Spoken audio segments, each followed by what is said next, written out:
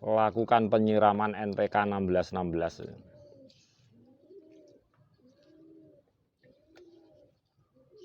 dan tumbuhan lumut, insya Allah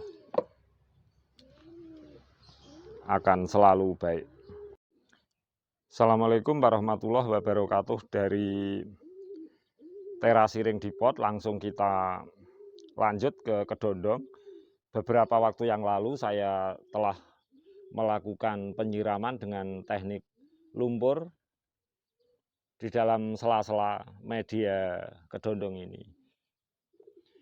Kita perhatikan sekarang kawan, ini adalah batang utama. Di dalam batang utama ada dua cabang utama. Itu cabang yang muda ini cabang yang muda, ini cabang yang tua. Kita teruskan ke atas. Ini adalah ranting cabang yang muda. Ini sudah mengeluarkan tunas kawan. Dari ranting cabang utama yang muda, sedangkan cabang utama yang seperti ini kan usianya lebih lama, belum sama sekali, belum mengeluarkan tunas. Nah inilah kawan, ada beberapa kemungkinan karena sesuai dengan yang saya tutorialkan bahwa ranting jika semuanya mengalami pembuahan dengan usia yang sudah tua karena tanaman ini sudah berusia, itu akan menjadi ranting generatif aktif, di mana ranting itu hanya akan aktif dalam proses fase pembuahan saja. Setelah pembuahan habis juga akan ikut kering dan mati. Nah inilah sifat dari pohon kedondong. Jadi ranting vegetatif, generatif aktif saja maksud saya, seperti ini. Tetapi kita pun juga tidak bisa memastikan seperti itu. Mengingat ranting-rantingnya sudah seperti ini dan sangat panjang. Nah tentu kita sesuaikan dengan lokasi dan kondisi di pot ini sendiri. Kita tidak bisa melakukan ini sangat panjang lantas tumbuh tunas-tunas yang begitu panjang menjulur tidak karu-karuan. Tentu kita yang harus punya desain agar ini seimbang. Nah ini kawan, di antara salah satu ranting yang tua ini sudah mengeluarkan tunas, sangat kecil sekali ini. Nah ini kawan, kita perhatikan dari sini. Nah ini, jari jempol saya coba kita perhatikan. Nah, tetapi letaknya di sini, sedangkan ini adalah sudah cukup panjang. Nah, saya lakukan pencangkokan. Nah, dengan adanya saya lakukan pencangkokan ini, saya harapkan tumbuh tunas itu berada di sekitar sini, bukan di sini. Nah, saya berani melakukan pencangkokan itu karena ini sudah tumbuh tunas. Tunas tumbuh di sini, berarti ranting ini bukan murni ranting generatif aktif. Jadi ranting ini tetap akan hidup dan menjadi vegetatif aktif karena sudah ada tunas. Baru saya melakukan pencangkokan. Jadi untuk sahabat semuanya, barangkali teknik saya bertentangan. Jangan pandang muda atau tuanya pohon ranting kedondong untuk melakukan pencangkokan jika ini adalah di pot tempatnya. Jadi perhatikan dulu kira-kira ranting yang akan kita cangkok itu vegetatif aktif atau generatif aktif. Nah ini sangat penting teknik ini. Jadi rahasianya cuma di situ. Agar cangkok itu tumbuh, tentu kita harus bisa membedakan itu ranting vegetatif aktif atau generatif aktif.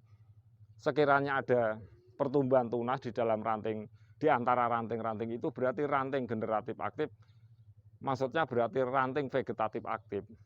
Kita bisa melakukan pencangkokan. Nah itu satu rahasia dan teknik agar cangkok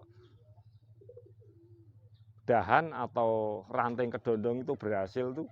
Kalau memang betul yang kita cangkok adalah sebagai ranting vegetatif aktif, bukan ranting generatif aktif. Kalau ranting generatif aktif yang kita cangkok tentu akan mati.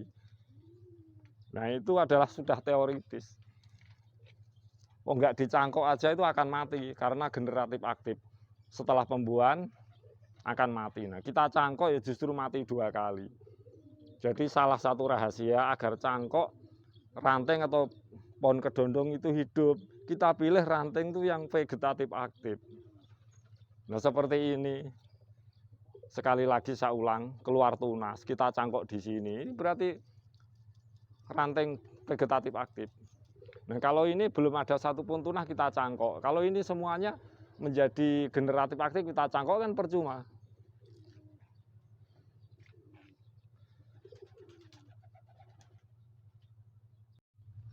Tutorial saya kali ini, satu, saya evaluasi pada penyiraman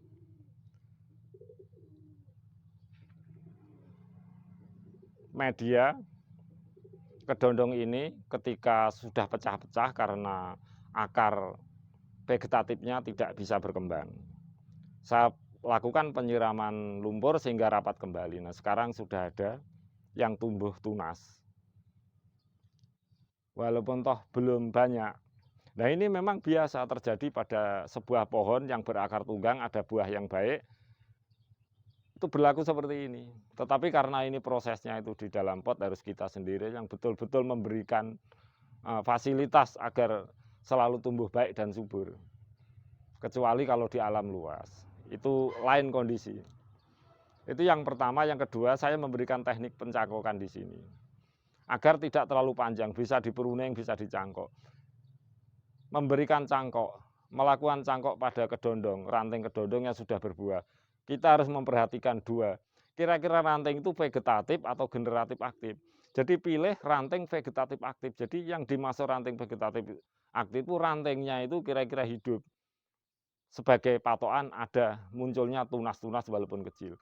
Tetapi kalau yang kita cangkok itulah ranting generatif aktif, yaitu ranting itu akan mati jika pembuahannya berakhir. Nah itu jangan melakukan pencangkokan, itu aja rahasianya.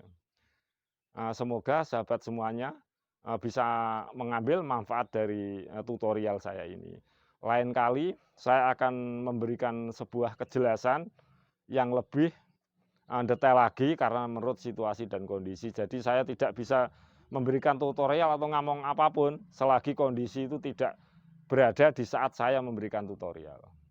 Akhirul kata, semoga bermanfaat kawan. Jika ada kesilapan kata, kekurangan teknik saya sebagai manusia, mari kita belajar bersama untuk saling memberi manfaat.